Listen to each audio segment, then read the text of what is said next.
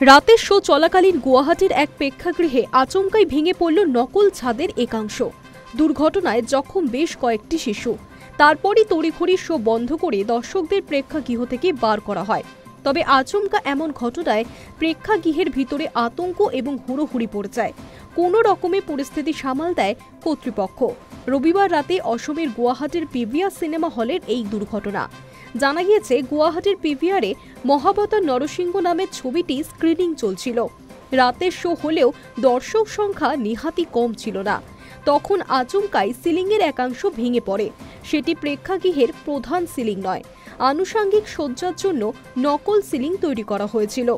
তার একাংশ ভেঙে বিপর্যয় ঘটে। সিলিং ভেঙে দর্শক আসনে ছড়িয়ে পড়ে তার ধ্বংসাবশেষ। ঘটনার পরেই ওই প্রেক্ষাগৃহে ছবি স্ক্রিনিং বন্ধ করে দেওয়া হয়। জরুরি ভিত্তিতে দর্শকদের বাইরে বার করে আনেন পিভিআরের কর্মচারীরা। যে শপিং মলের ভিতরে পিভিআরের প্রেক্ষাগৃহ ছিল, সেখানকার কর্মীরাও উদ্ধার কাজে হাত লাগান। নকল ছাদের একাংশ যে সমস্ত দর্শকদের মাথায় অথবা গায়ে পড়েছে, তাদের মধ্যে কয়েকজন শিশুও ছিল। মলের ভিতরেই আহতদের প্রাথমিক চিকিৎসার বন্দোবস্ত করা হয়।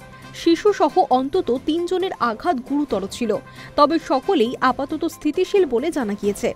রবিবার রাতের এই ঘটনার পর প্রাথমিকভাবে গুয়াহাটি পিভিআর হল বন্ধ করে দেওয়া হয়।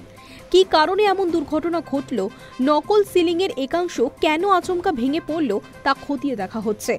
অভ্যন্তরীণ তদন্ত শুরু করেছেন পিভিআর কর্তৃপক্ষ।